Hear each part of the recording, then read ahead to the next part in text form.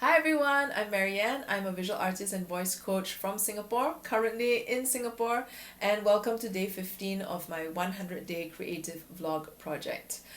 I'm only on day 15. I'm not even 1/5 of the way through, and it is starting to take its toll a little bit. Okay, I will not lie about that.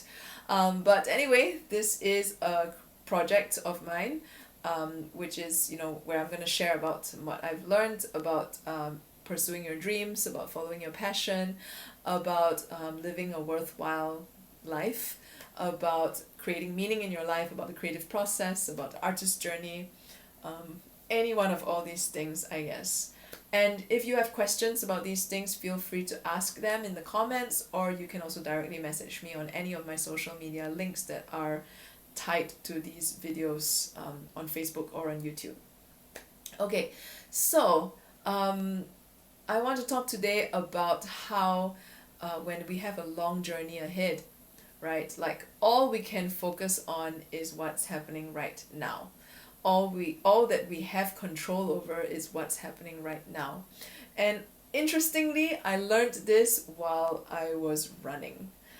So I'm not a big athletic type person. Like sports to me is just like, okay, I'm not keen on sports basically. Okay, have never been, don't know if I ever will.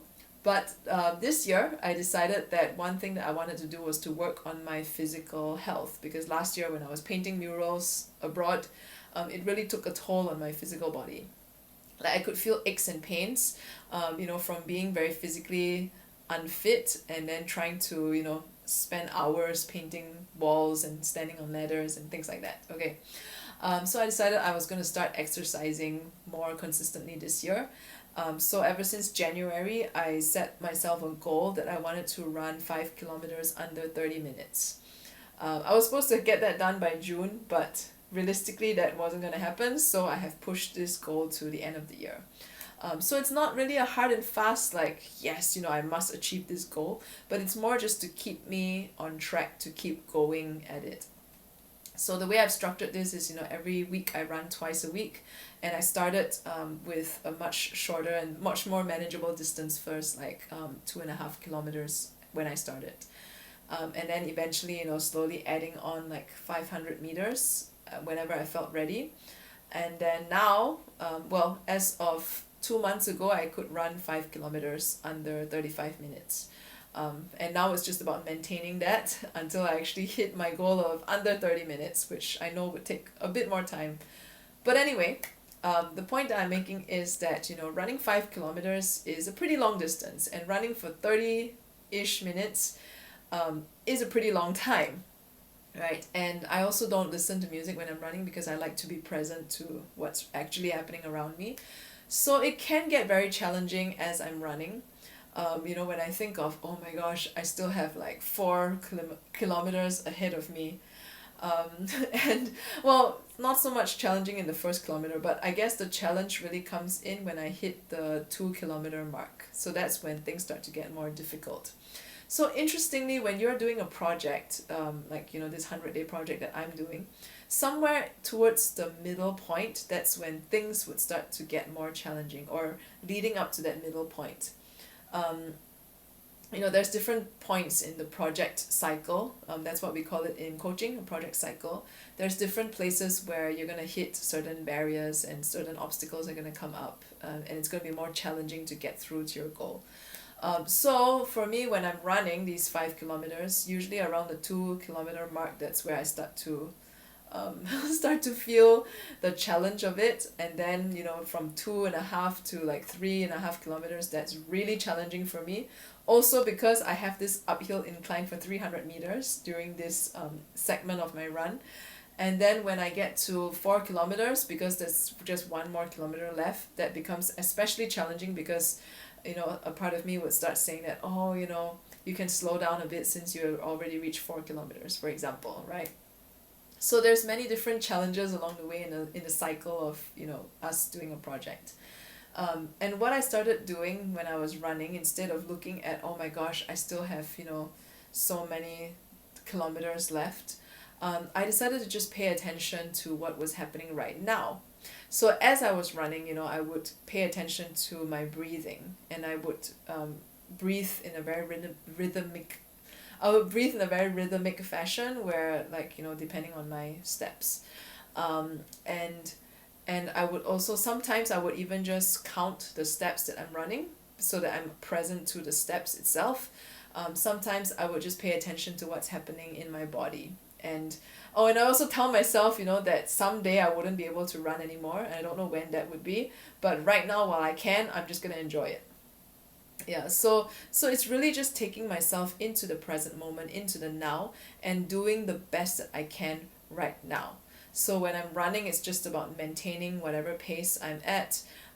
It's just about maintaining the form as well, because sometimes I notice, I might lean more towards one side because I like torturous, right, to run 5 kilometers. So I have to realign my posture to make sure that I'm evenly, I'm running evenly all throughout my body and not like leaning more to one side or the other. So when I start paying attention to these little things, eventually the distance gets covered. Eventually I get to that 5 kilometer mark. So what I'm saying is that, when we're embarking on some sort of journey, and we are in our lives, embarking on some sort of journey, we don't want to pay attention to how much more you still have to go.